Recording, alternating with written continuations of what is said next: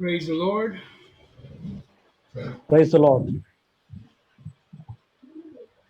Hallelujah. God is good. Hallelujah, परमेश्वर भला है। We thank you all for joining us once again this morning to Karma to Christ Ministries online. और आप सभी का फिर से एक बार हम शुक्रिया करते हैं आज की सुबह कर्मा टू क्राइस्ट मिनिस्ट्री के साथ ऑनलाइन जुड़ने के लिए। We know that many of you are following us. We thank you for your comments. और हम जानते हैं कि आप में से बहुत से लोग हमें फॉलो कर रहे हैं। आपके कमेंट्स के लिए भी हम आपका शुक्रिया करते हैं। And we continue by faith, believing that God is using us to take His word to the ends of the world. और हम लोग परमेश्वर के वचन पर विश्वास करके अपनी सेवकाई में आगे बढ़ रहे हैं। ये विश्वास कर रहे हैं कि परमेश्वर अपने वचन के लिए हमारा इस्तेमाल करेंगे। God is good. परमेश्वर भले हैं। God loves us. परमेश्वर हमसे प्रेम करते हैं। And God has a wonderful plan for our lives if we will just start to obey Him. और यदि जब हम परमेश्वर के वचन के आज्ञा पालन करते हैं, परमेश्वर के अद्भुत योजना हमारे जीवन में है। So we want to continue today and we want to conclude with the teachings on desperate for a blessing. और आज हम लोग लगातार उसी टॉपिक पर बने रहेंगे जिसका नाम है अपने आशीषों के लिए बेताब, और आज हम उसको समाप्त करने वाले हैं। We have been the whole month talking about this topic, and today I'd like to conclude with this topic. और यह संपूर्ण महीना भर हमने इसी टॉपिक पर अध्ययन किया है और आज हम इसके समाप्ति पर आए हैं। As many of you know, we have started another church in the town of Granada. और आप में से काफी लोगों को मालूम होगा कि हमने ग्रेनाडा नाम का जो एक जगह है वहां पर कलीसिया की शुरुआत की है। It's a physical church, and we will be shifting there very soon. और वह एक शारीरिक तौर से मतलब एक कलीसिया है और बहुत ही जल्द हम वहां पर शिफ्ट होने वाले हैं। I want to just ask you all to join me right now in prayer and agreement so we can pray for that new church. और आप सभी से मेरा निवेदन है कि आप हमारे साथ प्रार्थना में जुड़िए और हम लोग मिल करके उस नए कलीसिया के लिए दुआ करेंगे। Father, we present this new project into your hands. और पिता, हम इस नए प्रोजेक्ट को आपके हाथों में समर्पण करते हैं। Father, we are doing it completely by faith and obedience to the voice of the Holy Spirit. और पिता, हम ये पूरा कार्य जो है संपूर्ण तौर से परमेश्वर के आत्मा पर डिपेंड होकर विश्वास के साथ कर रहे हैं। We put every detail right now into your hands. और हम ये सारी डिटेल्स इसी समय आपके हाथों में समर्पण करते हैं प्रभु। We put into your hands the housing where we are going to stay. और पिता, वह घर जहाँ पर हम लोग जाकर रहने वाले हैं उस घर को भी आपके हाथों में सौंप देते हैं। We put into your hands all the expenses that are going to happen into your hands as well. और परमेश्वर, हम उन सारे खर्चों को भी जो आपके हाथ के द्वारा वहां पर होने वाले हैं उसे आपके हाथों में सौंप देते हैं। And we ask that you call by your Spirit all those souls you have chosen to be part of that ministry. और पिता, हम प्रार्थना करते हैं उन सभी आत्माओं के लिए कि आप उन्हें बुलाइए जिन्हें आपने चुना है, ताकि वो हम इस सेवकाई के भाग बन सके। Father, your word says that one person sows, the other one waters, but you bring the increase. परमेश्वर, आपका वचन कहता है कि एक व्यक्ति बोता है और दूसरा उस पर पानी डालता है, लेकिन परमेश्वर है जो उसको बढ़ाता है। Father, we ask for your increase, the increase that comes from the throne of heaven. और पिता, हम आपसे प्रार्थना करते हैं कि आप उसको बढ़ाइए और ऐसी ऐसी उन्नति दे जो स्वर्ग से आती है। Father, we have put our faith into your word. पिता, हम अपना विश्वास आपके वचन पर रखते हैं। And your word says that faith does not disappoint. और परमेश्वर, आपका वचन कहता है कि विश्वास में निराशा नहीं होती। Thank you, Lord. We stand firm on your promises. और पिता, हम धन्यवाद करते हैं आपके विश्वास पर, हम आपके प्रतिज्ञा पर हम विश्वास करते हैं। This is your work, this is your church, and we ask that you take care of it. यह आपका वचन है, यह आपकी कलीसिया है, और हम आपसे दुआ करते हैं कि आप ही इसकी देखभाल कीजिए, In Jesus' mighty name. और यीशु के सामर्थ्य नाम से दुआ करते हैं। And I pray now that you help us to understand your word and receive it. और पिता, हम प्रार्थना करते हैं कि आप हमें आपका वचन समझने के लिए और ग्रहण करने के लिए भी मदद करना। Amen. आमीन। So we have been looking at different scenarios in the Bible where people were desperate for their blessings. और हम लोग देख रहे थे बाइबल के अलग अलग चित्रों के द्वारा और उदाहरणों के द्वारा कि कैसे लोग अपने आशीषों के लिए बेताब थे। We saw how Hannah was so desperate to have a child that before she got the child, she dedicated the child to God completely. और हमने देखा कि किस तरह हन्ना बहुत ही बेताब थी अपना संतान प्राप्त करने के लिए, और इसलिए उसने अपने संतान प्राप्त करने से पहले ही उसे परमेश्वर के हाथ में सौंप दिया। We saw also how in different scenarios when a boat was sinking, they started to throw everything overboard that was not helpful to carry. हमने देखा है कि जब एक नाव डूब रही थी तो वहां के लोगों ने सब कुछ जो उनके लिए ज्यादा महत्व नहीं रखता था अपने उस जहाज में से फेंक दिया अपने जान को बचाने के लिए। They even threw overboard the instruments they needed to work in the future. और भविष्य में जो उनको उनके लिए काम की है वो चीजें लेकर के वो वहां से जा रहे थे। Even all the expensive things they had been working for that were being carried in the boat, they even threw those overboard just to save their lives. और वो ऐसी महंगी महंगी चीजें भी जो अपने जीवन के लिए वहां से लेकर जा रहे थे, लेकिन अपने जीवन को बचाने के लिए उन्होंने उन चीजों को भी वहां से फेंक दिया। Then we also saw how Elisha, before he started to follow Elijah, he burnt off everything that could make him go back into his old life. और फिर हमने देखा एलिशा के विषय में कि जब एलिया ने उसको उसके पीछे होने के लिए बुला दिया तो उसने उसका जो भी काम का सामान था जिसके द्वारा वो अपना कार्य करता था उन सभी चीजों को जला दिया। He made sure there was nothing to go back to so that he could always move forward. और वह एक बात में सुनिश्चित हो गया कि कोई भी चीज नहीं है जो उसको वापस पीछे बुलाए और वह अपनी सेवकाई में आगे बढ़ते रहे।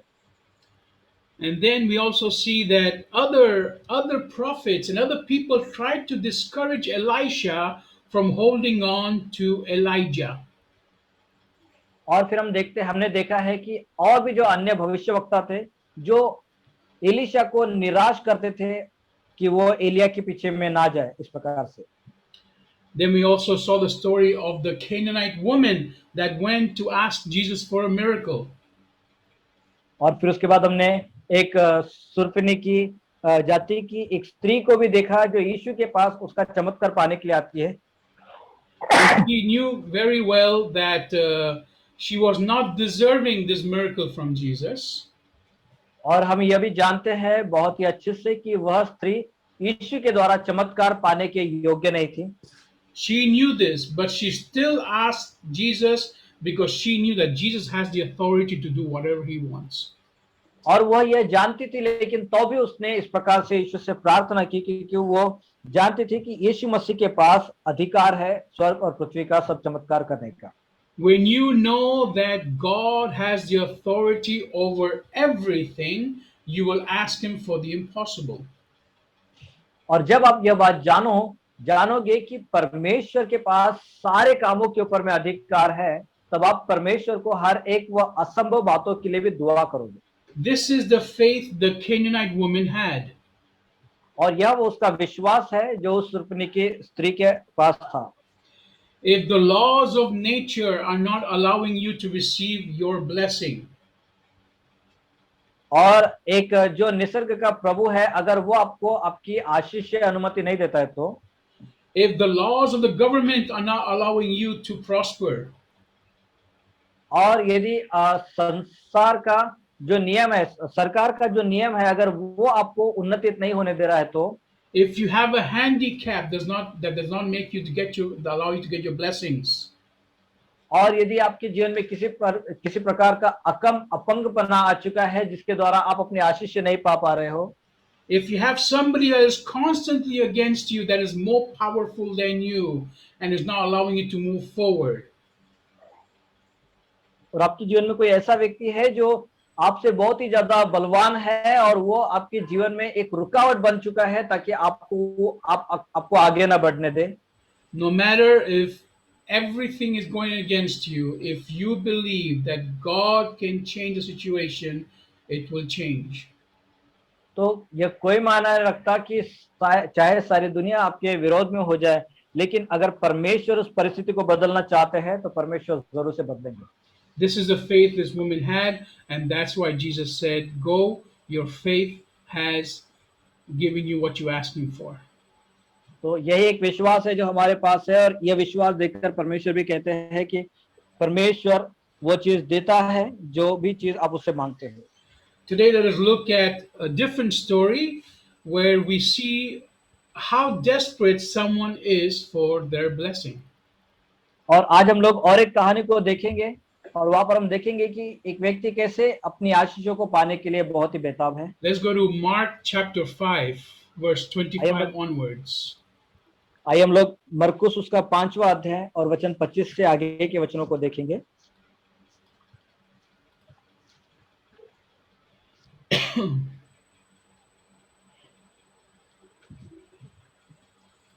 Here we have the story of a woman that was suffering from an issue of blood. और यहाँ पर एक स्त्री है जो लहू बहने के रोग से ग्रसित थी। So she was suffering from her menstrual cycle constantly. और वह जो है अपनी जो स्वाभाविक साइकिल होती है उनके शरीर की, तो उसमें वो लगातार ग्रसित थी। Now I know a woman that has been suffering this exact same problem for many years.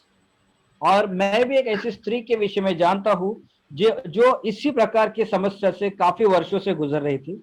She is an older lady, वह एक बहुत ही बुजुर्ग महिला है, and I've known her for about 10 to 15 years now. और मैं उनको लगभग 10 से 15 सालों से जानता हूँ। And she has been suffering from this sickness for a long time.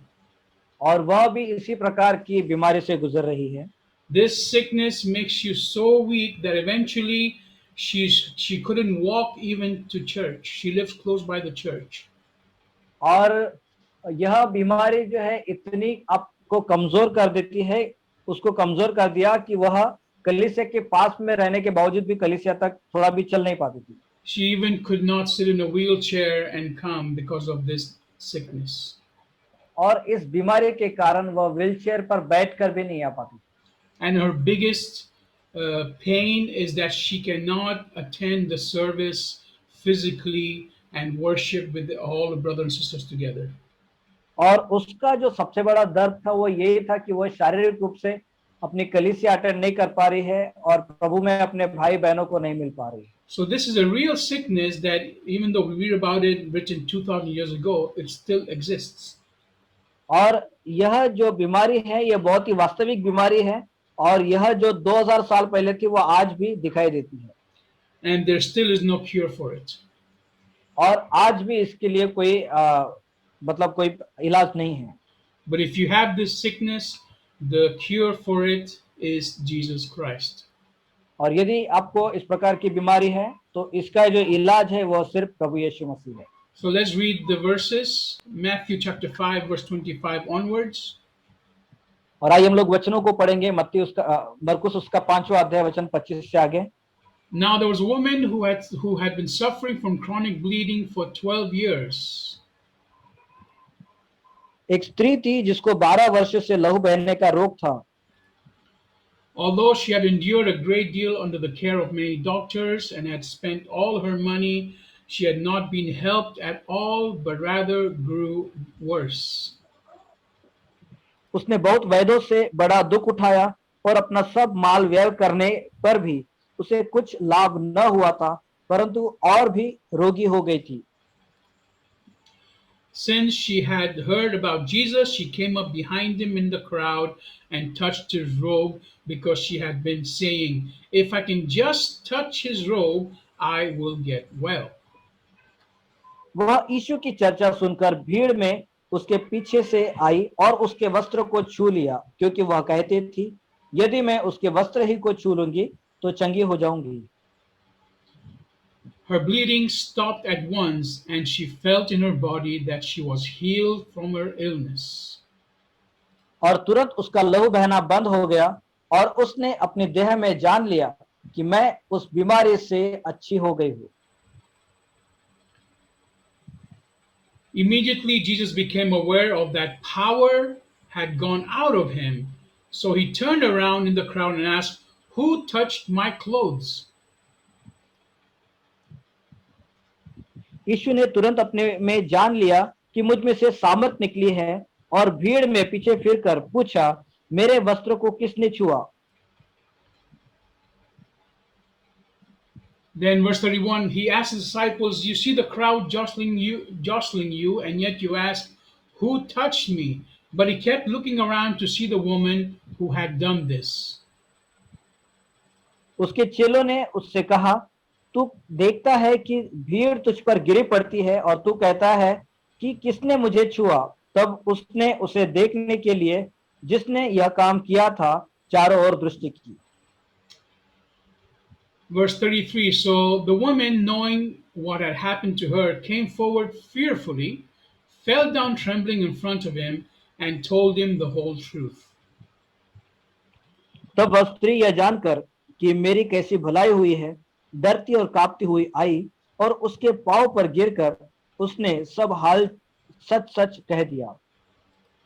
Now, I want to focus on this verse where it says that the woman came forward trembling, okay, towards Jesus and fearfully and told him the truth that she touched him.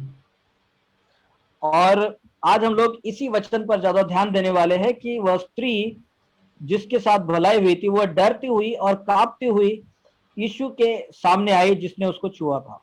Now, why was she scared and trembling? अभी वो क्यों डर रही है और कांप रही है? Because in that culture back then, as it is now in many cultures in the world, a woman that is going through her menstrual cycle is considered unclean. और ये ऐसा ऐसा इसलिए था क्योंकि उनकी संस्कृति में ऐसी स्त्री जो इस साइकिल के द्वारा जो होता है तो उन्हें लोग अशुद्ध समझा करते थे। Back then, according to the Jewish law, when a woman was going through her menstrual cycle, she had to stay in the house separated for 7 days. और यहूदी व्यवस्था के अनुसार जब कोई स्त्री अपने नैसर्गिक साइकिल के द्वारा चलाई चलती है तो उस समय उसको एक सप्ताह के लिए घर के अंदर में ही रहना होता था। Still in India, in many villages, in many Hindu religions, Hindu gods, they still do this where if a woman is going through her menstrual cycle, she's not allowed to attend the worship services. और भारत देश में भी बहुत सी जगहों पर इस प्रकार से देखा गया है, विशेषकर गांव में, गांव के क्षेत्रों में, कि जब कोई स्त्री उसके नैसर्गिक चक्र के द्वारा जब वो अपने समय में आती है तो उन्हें आराधना या फिर भक्ति जैसे बातों में उनका निवेश नहीं होता, because she's considered unclean. क्योंकि उसे अशुद्ध माना जाता है। And if someone breaks this law, they can even be stoned to death back then. और यदि किसी ने इस व्यवस्था को तोड़ा तो वह जो है पथराव करने के भी दंड के योग्य हो जाता है। So she took a risk because she was desperate and she came to Jesus and touched him without anyone noticing. और लेकिन उसने फिर भी यह किया कि और उसने रिस्क उठाकर ये सब कुछ काम किया क्योंकि वो जानती थी कि यीशु मसीह ये सब कुछ कर सकता है और वो अपने आशीष के लिए बेताब थी। And she took a risk because many people probably knew her and she would have been condemned to death because she was in the crowd in public. और वहां पर बहुत से लोग उसको जानते भी थे और हो सकता है कि लोग उसको दंड भी दे सकते थे क्योंकि वह भीड़ में थी। But she took a risk and by faith she touched his mantle, and she believed she received her blessing. लेकिन फिर भी उसने विश्वास किया और विश्वास के द्वारा उसने अ, उसको उसके कपड़ों को छुआ और उसको आशीष दी। So, this faith of hers, Jesus himself said in the next verse, let's read it. It says, verse 34, he told her, "Daughter, your faith has made you well. Go in peace and be healed from your illness." और उसके अगले ही वचन में जो वचन 34 है वहां पर यीशु मसीह उसके साथ उससे कहता है, उसने उससे कहा, पुत्री, तेरे विश्वास ने तुझे चंगा किया है, कुशल से जा और अपनी इस बीमारी से बची रहे। See, her faith was so strong that she risked her life knowing that if she just touched Jesus, she would be healed. और देखिए उसका विश्वास बहुत ही मजबूत था कि अगर वह यीशु के कपड़ों को छू भी ले तो वह चंगे हो जाए। So we ask ourselves, are we willing to risk our lives for the blessing that Jesus has promised us? तो हमें अपने आप से पूछना चाहिए कि क्या हम भी अपने जीवन में रिस्क उठाने के लिए तैयार हैं ताकि यीशु हमें आशीष दे। Everybody will tell you you will fail, you will not make it, you are not qualified. हर एक व्यक्ति आपसे कहेगा कि आप हार जाओगे, आप ये नहीं कर पाओगे, आप इसके योग्य नहीं हो। According to the rules of society, you have nothing that can make you succeed. और समाज के जो नियम है उसके अनुसार आप इसके द्वारा कुछ भी नहीं प्राप्त कर पाओगे। Because of your past, because of your sickness, you are not allowed to succeed in this area. और आपके भूतकाल के बातों के कारण या फिर आपके और भी अन्य बातों के कारण आप अपने जीवन में ऐसे कार्य में सफल नहीं हो पाओगे। Because of your social status and your poverty or the color of your skin, you will not make it in this area of your life. और आपके रंग के वजह से या फिर आपके सामाजिक स्तर के वजह से या फिर आप जो भी अवस्था में है उसके वजह से आप उस कार्य में सफल नहीं हो पाओगे। If you have the faith that you just hold on to Jesus, you will receive your blessing. लेकिन यदि आपके पास विश्वास है तो आप विश्वास में यीशु मसीह के साथ बने रहो, आपको आपकी आशीष मिलेगी। Jesus does not care about your talent. यीशु मसीह आपके गुण शैली के विषय में चिंता नहीं करता है। He does not care if you have a handicap. और परमेश्वर इस बारे में भी कोई चिंता नहीं करता है कि अगर आप अपंग भी हो तो भी। He's not worried about how poor you are. और वो इसके बारे में भी चिंतित नहीं है कि आप कितने गरीब हो। All he cares about is, do you have the faith to go forward? लेकिन वो सिर्फ एक ही बात की चिंता करता है कि आप आगे बढ़ने के लिए क्या आपके पास विश्वास है। Because that faith is what will give you your blessing, क्योंकि वो विश्वास आपको आशीष देगा and that faith will help you to continue enjoying that blessing. और वही विश्वास आपको मदद करेगा कि आप लगातार उस आशीष में बढ़ते रहो। Now, in the same passage, we go on to verse 35, और इसी अध्याय में हम लोग वचन 35 की ओर जाएंगे। and it says, "While Jesus was yet speaking, some people came from the synagogue's leader's home and said, 'Your daughter is dead. Why bother the teacher anymore?'" वह यह कह ही रहा था कि आराधनालय के सरदार के घर से लोगों ने आकर कहा, तेरी बेटी तो मर गई है, अब गुरु को क्यों दुख देता है। So here we have a situation where someone that is a teacher from the synagogue, that is someone that is a religious person, his daughter is sick and dying, and he has come to ask Jesus for help. और यहाँ पर एक घटना है जहाँ पर एक ऐसा व्यक्ति है जो आराधनालय का एक बहुत ही नामधारी एक नाम वाला एक व्यक्ति था और उसकी बेटी मर जाती है और उसकी खबर लेकर कुछ लोग आते हैं। And so while he wants to ask Jesus for help, people come and tell him, "Your daughter is dead. There's no point now going to Jesus and asking for help." और जब वो यीशु को मदद मांगते रहता है, उस समय उसको यह खबर मिलती है कि तेरी बेटी मर चुकी है, और अब यीशु को जो है आप चमत्कार की अपेक्षा करने या उससे प्रार्थना करने में आपको कुछ भी लाभ नहीं होगा। Now, let's continue. In verse 35, Jesus hears this and he says, "But when Jesus heard what they said, he told this synagogue leader, 'Stop being afraid, just keep on believing.'" बस बस Verse बस 36. और जब ये बातें कह रहे थे, उसको यीशु ने अनसुनी करके आराधनालय के सरदार से कहा, मत डर, केवल विश्वास रख। Now, what would you and I do if this happened to us? आप और मैं क्या करेंगे यदि ऐसी बातें हमारे साथ भी हुई तो?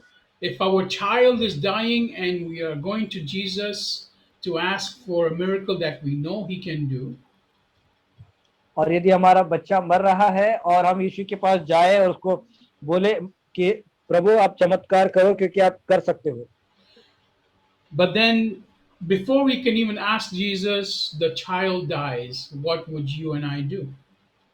लेकिन यीशु को मांगने से पहले, प्रार्थना करने से पहले अगर बच्चा मर जाता है तो आप और मैं क्या करेंगे, क्या कर सकते हैं?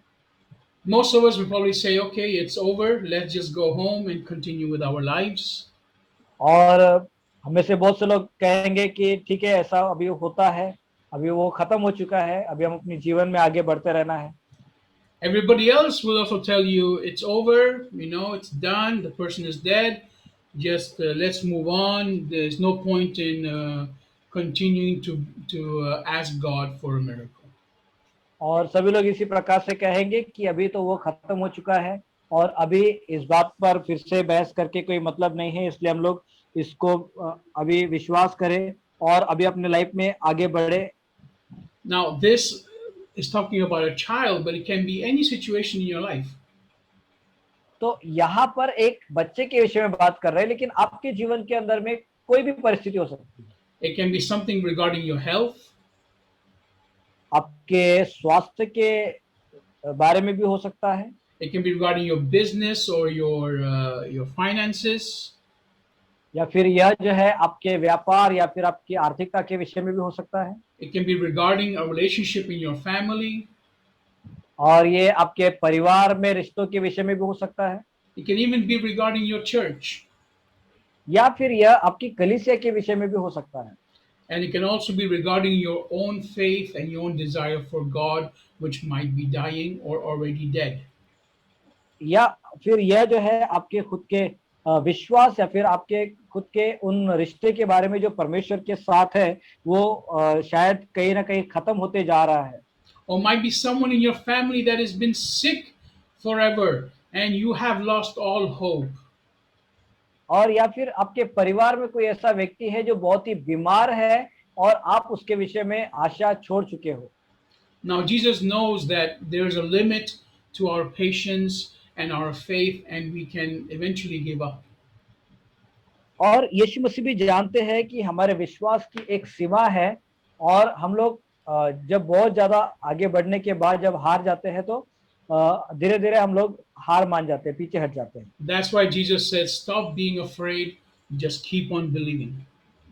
तो इसीलिए यीशु मसीह कहते हैं कि तुम डरो मत, लेकिन विश्वास करते रहो। Now, later on, if you read on in your own time in this passage, you will see that he goes to the man's house, and there's a 12-year-old girl, and she is dead, but he brings her back to life. और आगे में अगर आप पढ़ो तो वहां पर ऐसा लिखा हुआ है कि यीशु मसीह उस व्यक्ति के साथ उसके घर में गया और उसकी बेटी जो मरी हुई थी उसको उसने छू करके चंगा किया और वो वापस जीवित हो गई। So, with this, Jesus teaches us that no matter what in our life is dead or who is dead, if we continue believing, it will come back to life. तो यह यीशु इस प्रकार से सिखाता है कि चाहे आपके जीवन की कोई चीजें या फिर कोई व्यक्ति अगर मर चुका है और अगर हम विश्वास में लगातार बने हैं तो वह जो है परमेश्वर हमारे जीवन में वापस कर सकते हैं। If there's a talent in your life that is dead, no matter how much time it's been, it can come back to life.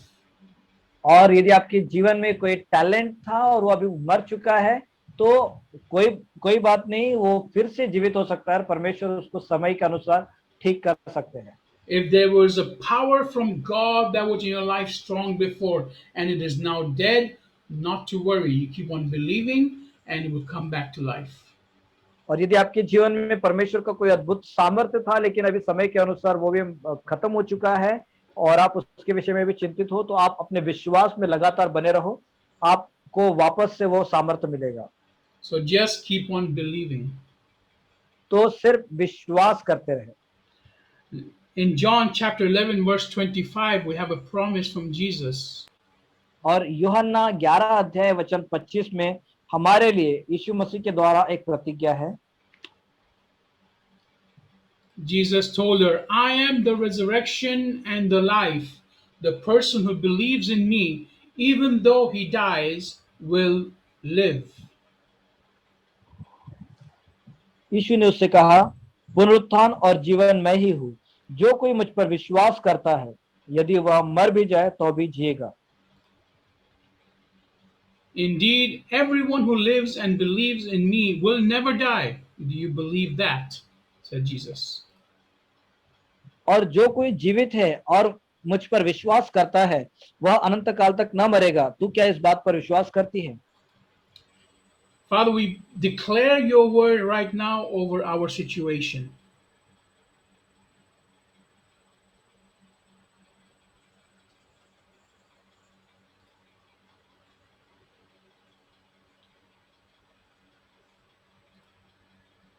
हम अपने जीवन पर घोषणा करते हैं। Father, we declare this promise right now over our situation. और पिता, हम आपके इस वचन को अपने परिस्थिति के ऊपर में इसी समय घोषणा करते हैं। Even if something is dead, because you are the resurrection, we speak life into it. और यदि कोई भी चीजें चाहे हमारे जीवन में मरी क्यों ना हो, लेकिन आपका वचन कहता है कि आप पुनरुत्थान है, हम विश्वास करते हैं कि वो जिएगी। Because you are the resurrection, we speak resurrection right now over that area of our lives. और क्योंकि आप पुनरुत्थान है, इसीलिए हम लोग इस समय विश्वास करते हैं और आपके इस पुनरुत्थान की घोषणा करते हुए जीवन पर, We receive it in Jesus' mighty name. और इसे हम यीशु के सामर्थ्य नाम से ग्रहण करते हैं। Now let us finish up with another small incident where there is also a death. और हम लोग और एक छोटी सी घटना के साथ शुरू जो है हम लोग देखेंगे, यहाँ पर भी एक मृत्यु होता है। In 2 Samuel chapter 12, दूसरा शमूएल 12 अध्याय, here we see the story of King David. और यहाँ पर हम देखते हैं राजा दाऊद की कहानी। Now, King David, as you know, was God's chosen man. और हम जिसे जानते हैं कि राजा दाऊद जो है वह एक परमेश्वर के द्वारा चुना हुआ व्यक्ति था। Now, for the sake of time, I will not read the whole passage, but if you want to read, please read from verse 16 to verse 23 in chapter 12. और हम पूरे वचनों को नहीं पढ़ने वाले हैं, लेकिन अगर आप पढ़ना चाहते हैं तो दूसरा शमूएल उसके 12 अध्याय के वचन 16 से लेकर 23 तक के सभी वचनों को आप पढ़ लीजिएगा। Now, in this story, the prophet Nathan has already told David that God has seen David's sin. और यहाँ पर इस भाग में हम देखते हैं कि भविष्यवक्ता नातान दाऊद से कहता है कि परमेश्वर ने उसके पापों को देखा है। Nathan, the prophet, told David that God has seen that you committed adultery, murder, and that you have a child from this adultery. और फिर नातान भविष्यवक्ता दाऊद से कहता है कि परमेश्वर ने देखा है कि तुमने व्यभिचार किया है, खून किया है, और उस व्यभिचार के द्वारा तुम्हारा एक बच्चा भी उत्पन्न होने वाला है। Now David repented of his sins when he was caught by God, and the prophet Nathan tells him God is going to spare your life, but He's going to take the child away.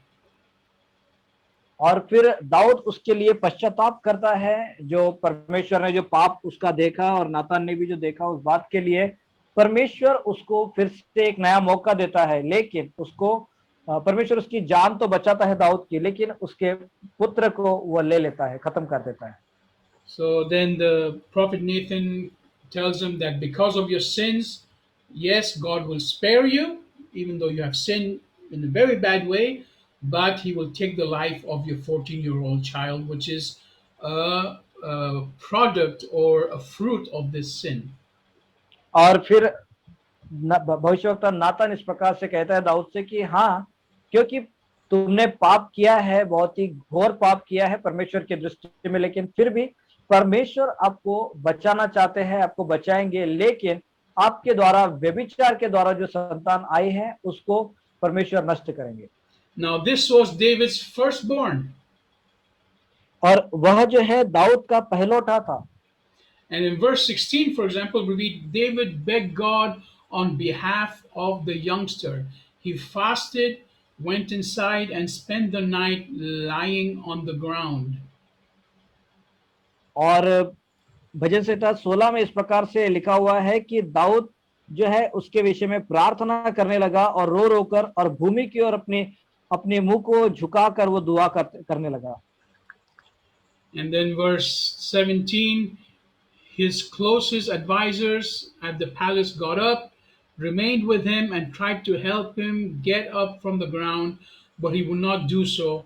He also wouldn't eat with them.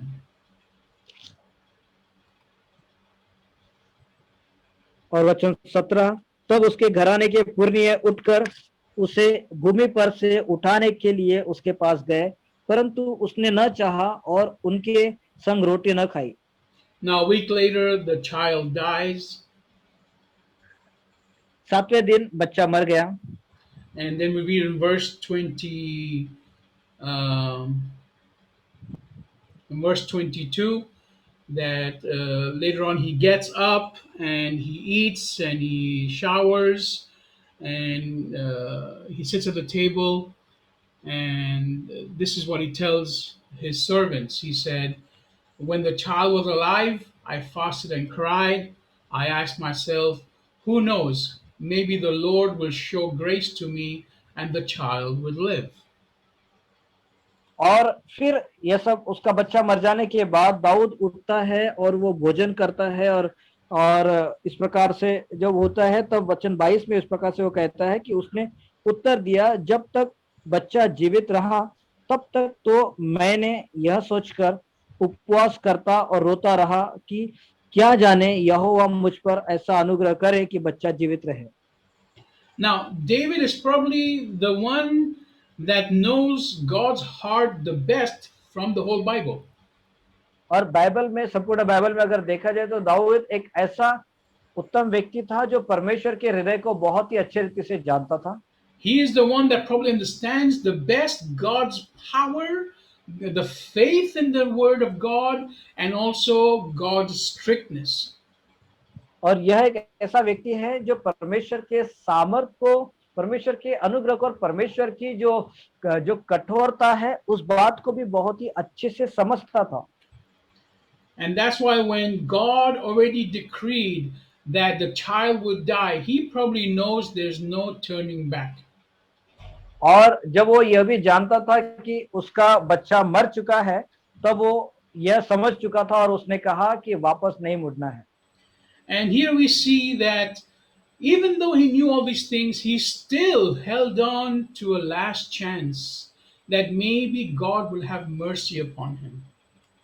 और जब वह यह जानता था कि ऐसा होना मुश्किल है या नामुमकिन है, तो भी उसने सोचा कि मुझे अपने विश्वास को बने रखने दो और मैं विश्वास के साथ प्रार्थना करता हूँ, इस प्रकार से उसने सोचा। So here we see that David, even though his child was condemned by God to die, he still held on till the very last moment, thinking that God might change his heart, which God can do that. और यद्यपि दाऊद का बच्चा मर गया तो भी दाऊद उसके मरने तक वो उसके विश्वास में बना हुआ था। वो जानता था कि परमेश्वर ऐसा नहीं करेगा, तो भी वह इस प्रकार से विश्वास में बनाता था क्योंकि वो कहता था कि क्या जाने कि परमेश्वर अपना मन भी बदल सकता है। Now, in this particular case, God did not save the child, और इस बात में हम देखते हैं कि परमेश्वर ने उस संतान को नहीं बचाया, but David still held on to the very end. लेकिन फिर भी दाऊद अंत तक विश्वास में बना रहा। And even if God did not give David what he asked for, David still continued to be faithful to the very end. और यद्यपि दाऊद ने जो परमेश्वर से मांगा वो प्रभु ने नहीं दिया, तो भी वह अंत तक विश्वास में बना रहा। So, from this, we learn that we have to be desperate. और यहाँ से हम लोग सीखते हैं कि हमें बेताब होना बहुत जरूरी है। Even if everything we know about God is going against what we are asking for, और यह तब भी जब हम देखते हैं कि जो कुछ हम परमेश्वर से मांग रहे हैं परमेश्वर उसके विरोध में जा रहा है, तब भी हमें विश्वास में बने रहना है। we have to just keep on holding on that maybe God will change his heart. Of course, if what you're asking for is something sinful, you will not get it. और लेकिन फिर भी हमें लगातार प्रार्थना में और विश्वास में बने रहना है कि परमेश्वर क्या जाने प्रभु अपना मन बदल के वो हमको दे भी सकता है, लेकिन अगर कोई ऐसी चीज है जो अगर पाप है तो उसके विषय में आप ऐसा नहीं कर सकते। So, like David, we have to hold on and continue asking. और दाऊद के जैसे हमें लगातार प्रभु से प्रार्थना करते रहना है, विश्वास में बने रहना है। And just like this man whose daughter died, we have to keep on believing, even if that person is dead, that Christ is the resurrection and will bring it back to life. और उस व्यक्ति के अनुसार जिसकी बेटी मर गई थी, लेकिन फिर भी वो विश्वास करते रहा और यीशु ने उसके बेटी को चंगा किया, नया जीवन दिया। हमें भी परमेश्वर से ऐसा विश्वास करना है कि परमेश्वर हमारे जीवन में भी एक नया जीवन देंगे। Even if like the woman with the issue of blood we just read, even if the laws of nature are contrary against everything you know, God is still the one that can change things around. और यद्यपि वह स्त्री जिसे लहू बहने का रोग था और उसके जो है स्वाभाविक रूप से वह एक भयंकर अवस्था में थी, तो भी उसने विश्वास किया और परमेश्वर उसकी अवस्था को बदल के रख दिया। And like the blind man that was healed by Jesus, once he received the sight, he started to follow Christ. We have to do the same thing. We have to make sure that whatever God gives us as a blessing, we use it for the kingdom of God. और जिस प्रकार से वह अंधा व्यक्ति जिसे यीशु मसीह ने चंगा किया और तुरंत ही वो यीशु के पीछे हो लिया, उसी प्रकार से इस संसार में हमें भी जब हम प्रभु से आशीष पाते हैं तो हमें उस आशीष को परमेश्वर के हाथ में दे देना चाहिए। Don't use the health and the freedom and the finances God gives you to go and sin. और कभी भी आपका स्वास्थ्य और आपका पैसा जो परमेश्वर ने आपको दिया है या जो स्वतंत्रता परमेश्वर ने आपको दी है उसका आप पाप करने के लिए इस्तेमाल ना करें। And just like Elisha, we have to make sure that once we decide to go forward with Christ, we don't leave things behind to fall back to. और एलिशा के समान अगर जैसे हमने यह निर्णय लिया कि हमें परमेश्वर के पीछे चलना है, सेवकाई करना है, तो कभी भी ऐसी कोई चीजें ना रहे हमारे जीवन में जो हमको वापस से पीछे खींचे। Because walking under the blessings of God is not an easy task. क्योंकि परमेश्वर के आशीषों में चलना यह कोई साधारण या आसान बात नहीं है। Because you have to walk the way God walks and not the way the world walks. और हमें परमेश्वर किस प्रकार से चलता है उसके अनुसार चलना है, ना कि संसार के अनुसार चलना है। So if you have a plan B or you have a plan to fall back onto, I guarantee you will run to that plan. और मैं बताना चाहता हूँ कि अगर आपके पास प्लान नंबर बी है या फिर कोई ऐसा प्लान, कोई ऐसी योजना है जिसमें आप अपनी उन्नति के लिए बढ़ना चाहते हो, तो मैं बताता हूँ आप लोग उस पर भागेंगे। You will not stand the fire that you have to go through to follow Jesus Christ if you have another plan. लेकिन अगर आपके पास दूसरा योजना है तो यीशु मसीह के साथ खड़े रहकर वह अग्नि जिसकी परीक्षा आपको करनी है, जिसमें से आपको गुजरना है, आप खड़े नहीं रह पाएंगे। You have to move forward. आपको आगे बढ़ते रहना है। And just like we read from the very beginning, Hannah was so desperate for a child that she said, if you give me this child, I will completely give him to you. और हमें जो है जिस प्रकार से हमने पहला उदाहरण देखा था, फिर से एक बार वही कि हन्ना जिस प्रकार से अपनी आशीष के लिए बेताब थी, कि उसने इस प्रकार से शपथ भी ली प्रभु के सामने कि यदि तू मुझे संतान दे तो मैं उसको तुझे ही वापस कर दूंगी। So if you're desperate for a blessing, you have to be willing to do all these things. तो यदि आप अपनी आशीषों के लिए बेताब है तो आपको ये सब काम करना अनिवार्य है। You cannot just say, I'm desperate, but then your actions don't show any action of being desperate. और आप सिर्फ ऐसा नहीं कह सकते कि मैं बहुत ही बेताब हूं अपनी आशीष के लिए, लेकिन आपके क्रियाओं में वो बात दिखाई नहीं देती है। तो God wants to see you move physically to show how desperate you are. परमेश्वर चाहते हैं कि आप उनको अपना चलन दिखाए शारीरिक तौर से, जिसके द्वारा ये दिखाई दे कि आप कितने बेताब हैं। If you are desperate for your church to grow, how many hours a day do you spend walking the streets talking to people? और यदि आप इस बात में बेताब है कि आपकी कलीसिया बढ़े, तो आप कितना घंटे तक चलते हो अपनी गलियों में, ताकि वो लोगों से और बातें करते हो लोगों से कि वो प्रभु में बढ़े। If you're desperate for God to answer a prayer of yours, then how many hours a day do you spend praying for that? और यदि आप चाहते हो कि आपकी कलीसिया प्रभु में बढ़े, तो आप उसके लिए कितना घंटे तक प्रभु से प्रार्थना करते हो। God wants to see how desperate you are. परमेश्वर देखना चाहते हैं कि आप कितने बेताब हैं। He wants to see if you're really willing to give everything you have to receive what you have been asking for. वह देखना चाहता है कि हर एक बातें चीजें जो आपके पास है उसका इस्तेमाल आप कैसे करते हो। The greatest testimonies we have in the Bible is of people that were desperate.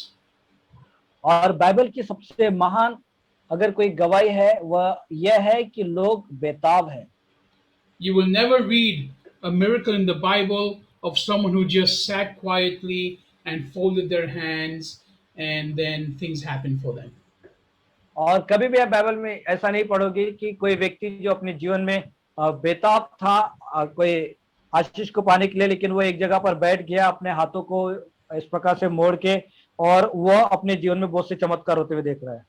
Yes, God can give us small miracles. He always is taking care of us, making sure we have everything we need. But the great, wonderful miracles that change the world are done for desperate people. हाँ, परमेश्वर कर सकते हैं, और ये जो छोटे मोटे चमत्कार है परमेश्वर कर रहे हैं कि हम जहाँ कहीं भी है परमेश्वर सुनिश्चित है कि हमारी हर एक छोटी मोटी जरूरतें पूरी होती रहे।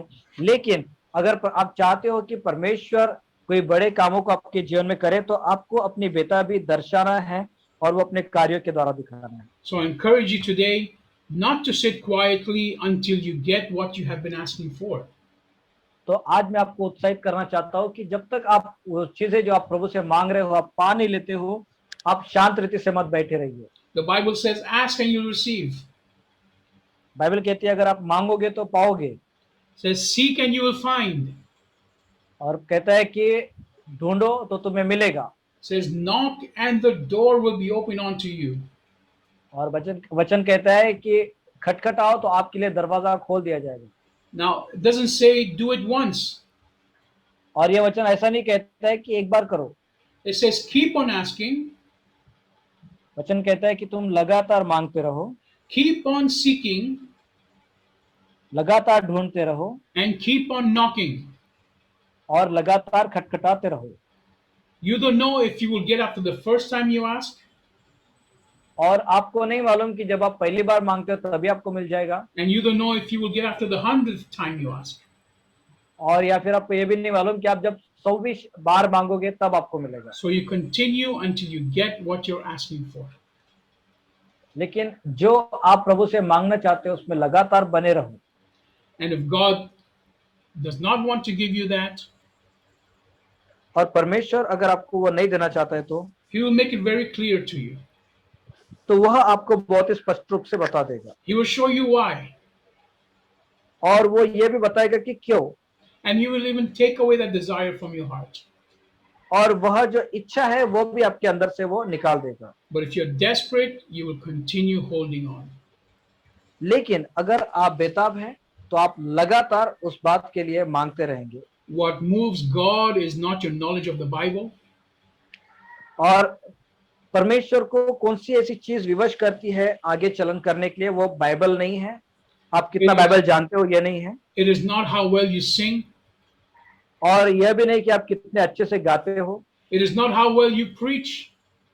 और यह ऐसा नहीं है कि आप कितने अच्छे से प्रचार करते हो। God doesn't care how much money you have. और परमेश्वर उसके विषय में चिंता नहीं करता कि कितना ज्यादा पैसा आपके पास है। God wants to see how desperate you are परमेश्वर देखना चाहते हैं कि आप कितने बेताब हैं and how much faith you have in His promises. और उसके प्रतिज्ञाओं पर आपका कितना विश्वास है। Jesus said, I am the resurrection and the life. यीशु मसीह ने कहा कि मैं ही जीवन और पुनरुत्थान हूँ। Even if you are dead, if you believe in me, you will be made alive again. और यदि आप मर भी जाओ, लेकिन अगर आपका विश्वास मुझ पर है तो आप फिर से जियोगे। Father, we thank you for your word. पिता, हम धन्यवाद करते हैं आपके वचन के लिए। And right now we ask that you make us desperate. और पिता, इस समय हम आपसे प्रार्थना करते हैं कि आप हमें बेताब बनाइए, Make us desperate for the blessing we've been asking for. और जो आशीष हम आपसे मांग रहे हैं उसके लिए आप हमें बेताबी दो। Jesus, you are the author and finisher of our faith. यीशु, आप हमारे विश्वास के शुरुआत करता और समाप्ति करने वाले भी हैं। And I ask you right now for the faith that we will continue to ask and we will be able to receive by faith. और हम आपसे प्रार्थना करते हैं कि आप हमें वो विश्वास दे जिसमें हम लगातार बढ़ते रहे और विश्वास से ही हम लोग अपने आशीष को पा सके। We want to hear the words today from you. आज हम आपसे वचन सुनना चाहते हैं। Go in peace. शांति में जाइए। Your faith has healed you. आपके विश्वास ने आपको चंगा कर दिया है। Go in peace. शांति से जाओ। What you have asked for, it is done. और जो आपने मांगा है वो हो चुका है। We receive these things in Jesus' mighty name. और हम इसे यीशु मसीह के नाम से स्वीकार करते हैं। Amen. आमीन। If you have not given your life to Jesus yet, today is the day to do it. और अगर आपने अभी तक अपने जीवन में यीशु को ग्रहण नहीं किया है तो आज आपका समय है, आप ऐसा कर सकते हो। If you want to learn how to follow Jesus more closely and how to understand how to live a spiritual life with God, please contact us. और अगर आप सीखना चाहते हैं कि कैसे आप यीशु मसीह के बारे में जाने, समझे और उसके अनुसार जीवन जिए, तो आप कृपया हमसे संपर्क करें। We are in various social media channels. You can contact us there. We have meetings during the whole week, and we are more than glad to help you. और हमारे विभिन्न चैनल्स हैं। We are more than willing to help you in any way we can. और जितना ज्यादा हम आपको मदद कर सके उससे भी ज्यादा हम लोग आपको मदद करने की कोशिश करेंगे ताकि We आप ask प्रभु में that बढ़ you पाओ। continue to pray for us. और हम आपके लिए लगातार प्रार्थना करेंगे। We हम ask चाहते हैं कि you आप pray लगातार for हमारे लिए us. प्रार्थना कीजिए। Yes, pray for us. हम चाहते हैं कि आप हमारे लिए लगातार प्रार्थना करते रहो। And we continue to ask for your support as well that you're sending on a regular basis. और जो आप हमें लगातार आपका सहयोग का जो दान हमको भेजते हैं, हम चाहते हैं कि आप लगातार वो भेजते रहिए। Father, I bless right now every tithe, any offering that has been sent to us. और पिता, हम हर एक व्यक्ति को जिसने हमें ऑफरिंग दिया है उन्हें यीशु के नाम से आशीष करते हैं। Let them never lack anything good in their lives. और उनके जीवन में किसी भी भली वस्तु की कमी घटी ना हो। Thank you, Lord. धन्यवाद यीशु। And we ask for an increase right now in what is being sent to us. और परमेश्वर हमें जो भेजा गया है उस पर हम उन्नति को मांगते हैं पिता इस समय। An increase so we can increase your work, Father, and bless others with it. हमें उन्नति दे ताकि हम आपके कार्य में भी उन्नति पा सके और दूसरों के लिए आशीष बन सके प्रभु। We thank you in Jesus' mighty name. हम धन्यवाद करते हैं यीशु के सामर्थ्य नाम से। God bless you. आमीन। प्रभु आपको आशीष दे।